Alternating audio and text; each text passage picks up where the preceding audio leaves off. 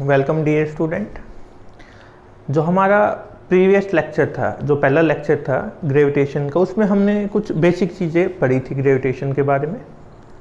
आज का जो हमारा लेक्चर होने वाला है, इसमें मैंने पहले ही उस लेक्चर के लास्ट में बता के गया था मैं कि हमने पिछले लेक्चर में पढ़ लिया कि जो ग्रेविटेशनल फोर्स है वो डिपेंड करता है किसके ऊपर, मास के ऊपर।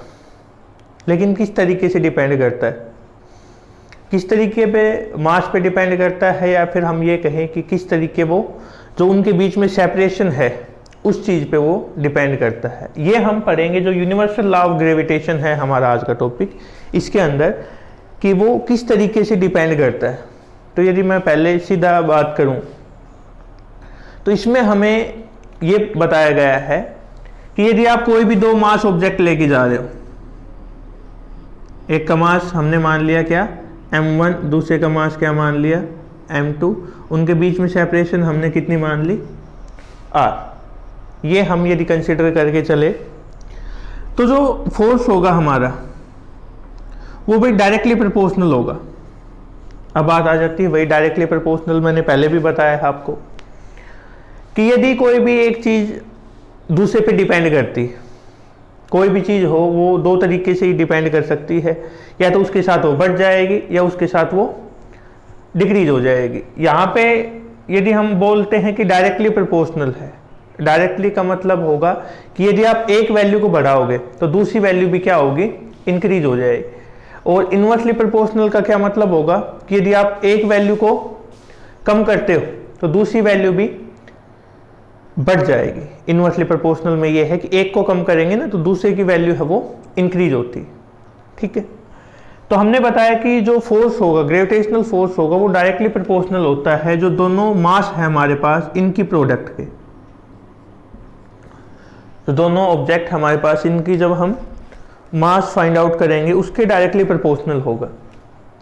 और मैं कहूँ कि इन्वर्सली प्रोपोर्शनल होगा जो इनके बीच में डिस्टेंस है उसके स्क्वायर के। ठीक है, इसका मतलब क्या हुआ भाई, सीधी सीधी बात यह है कि यदि मास बढ़ेगा तो जो फोर्स की वैल्यू है वो भी बढ़ेगी, और यदि मास की वैल्यू कम होगी तो फोर्स की वैल्यू भी क्या हो जाएगी, कम। ठीक है, इसके ऊपर क्वेश्चन भी है कि भाई मास हमने बढ़ाया तो उसके ऊपर क्या इफेक्ट होगा, लेकिन वो सब बाद में डिस्कस हम करेंगे। अभी के लिए फिलहाल यही है कि मास के ऊपर वो डायरेक्टली प्रोपोर्शनल होगा। जितना आप मास को बढ़ाओगे उसकी वैल्यू उतनी ही बढ़ जाएगी, जितना आप मास को कम करोगे उसकी वैल्यू उतनी ही कम होती चली जाएगी। जो डिस्टेंस है हमारे पास उसके स्क्वायर के, सपोज करो आपने डिस्टेंस है वो 2 टाइम्स कम करी तो जो फोर्स है वो 4 टाइम्स इंक्रीज हो जाएगा, क्योंकि 2 टाइम्स और उसका स्क्वायर करेंगे, 2 का स्क्वायर कितना 4 हो गया, 3 टाइम्स होता तो 9, 4 होता तो 16। इस तरीके से हम बता सकते हैं कि वो स्क्वायर में इफेक्ट करेगा उल्टा। इन्वर्सली प्रोपोर्शनल का मतलब, और स्क्वायर यहाँ पे जो हमने यूज कर रखा है उसका यही मतलब होता है कि वो इफेक्ट डालेगा किस में, स्क्वायर में। अब यदि हम इसको लिखें, कंबाइन करें दोनों को, m1 m2 upon r square. ठीक है, कंबाइन करते हैं हमने। अब भाई इस साइन को हटाएंगे तो इक्वल टू हम जब लेके आएंगे, क्योंकि ये हमने एग्जैक्टली नहीं है वैल्यू, इक्वल टू मतलब आपको पता ही है कि वो बराबर हो जाएगी उस टाइम पे।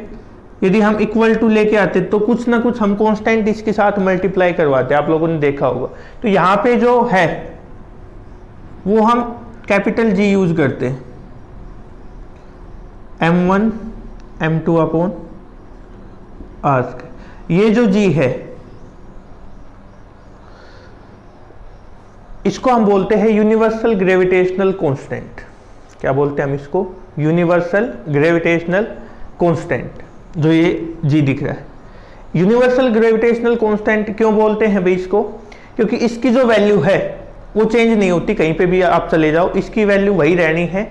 और क्या होती है वो वैल्यू, वो हम अभी आपको जैसे लेक्चर प्रोसीड करता है वो डिस्कस करेंगे, और कैसे हम इसकी यूनिट फाइंड आउट कर सकते हैं वो हम इसके अंदर डिस्कस करेंगे। तो चलो लिख लेते हैं इसको एक बार।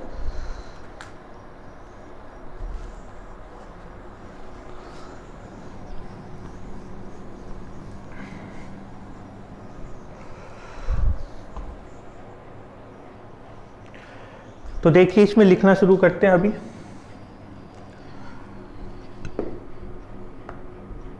According to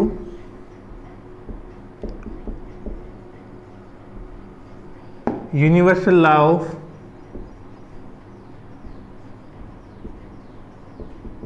gravitation, every object in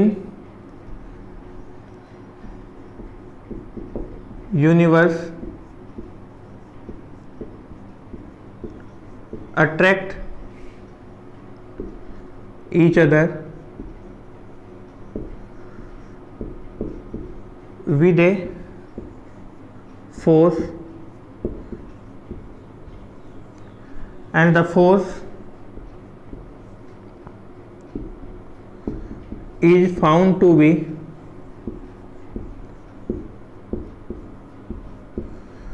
first है directly proportional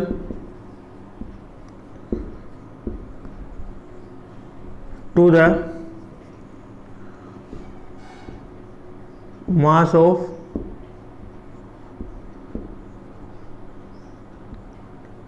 two object, that is F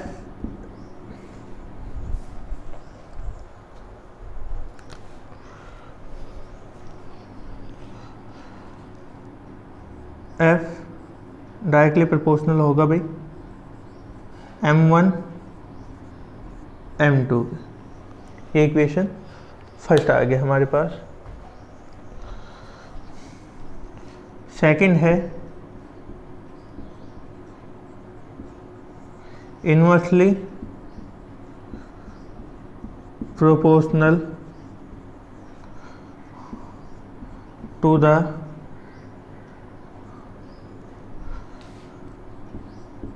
square of distance between two object, that is F inversely proportional 1 by r square। ये दो इक्वेशन आ गई। अब यदि हम भाई कंसिडर करें कि हमने दो मास ऑब्जेक्ट मान लिए,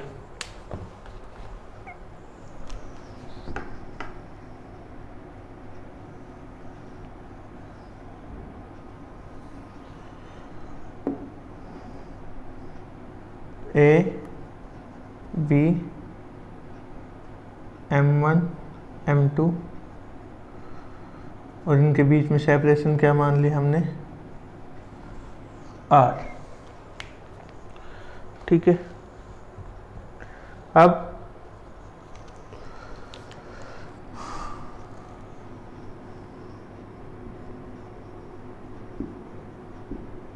combining equation first and second,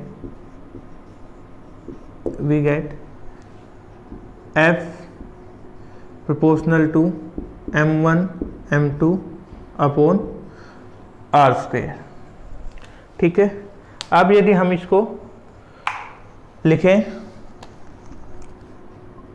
F is equal to G M1 M2 upon R square,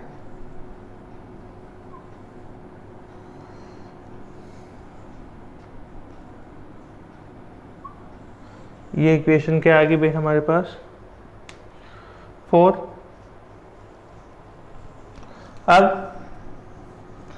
और आप यहाँ बता सकते हो कि जो इक्वेशन 4 है, this is the result for universal law of gravitation.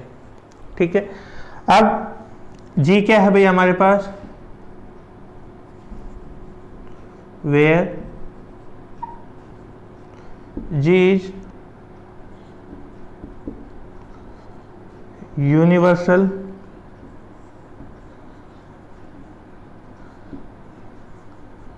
Gravitational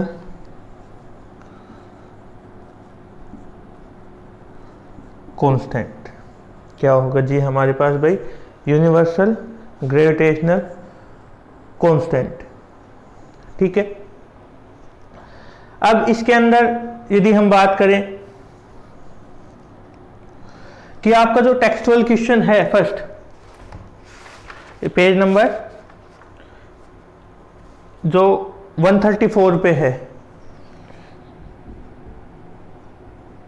page 134 पे जो टेक्सचुअल का आपका फर्स्ट क्वेश्चन है वो इसी में कवर होता है भाई साथ। उसमें यही पूछा गया है कि यूनिवर्सल ग्रेविटेशनल कांस्टेंट या सॉरी यूनिवर्सल ग्रेविटेशनल लॉ क्या है हमारे पास।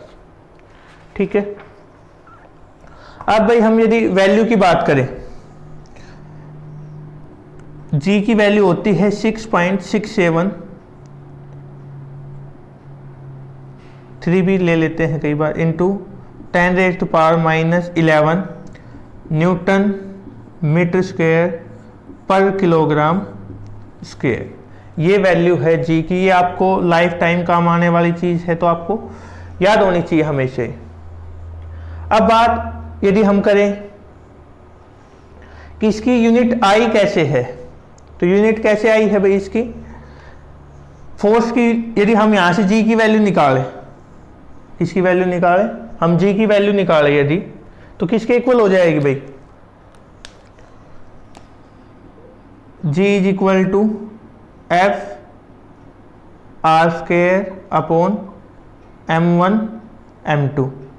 तो फोर्स की यूनिट क्या होगी, न्यूटन मीटर, डिस्टेंस का स्क्वायर है तो क्या होगी इसकी जगह पे मीटर स्क्वायर, एक बार मास किलोग्राम, दूसरी बार किलोग्राम, किलोग्राम स्क्वायर हो गया हमारे पास, लेकिन अपॉन में है, ऊपर जाएगा तो हम इसको पर किलोग्राम स्क्वायर लिख देंगे। ये हमारे पास वैल्यू है किसकी, ये यूनिट है और ये न्यूमेरिकल वैल्यू है यूनिवर्सल ग्रेविटेशनल कांस्टेंट की। तो ये थे भाई आज का लेक्चर हमारा जिसमें हमने इसके बारे में स्टडी की। ठीक है, थैंक यू।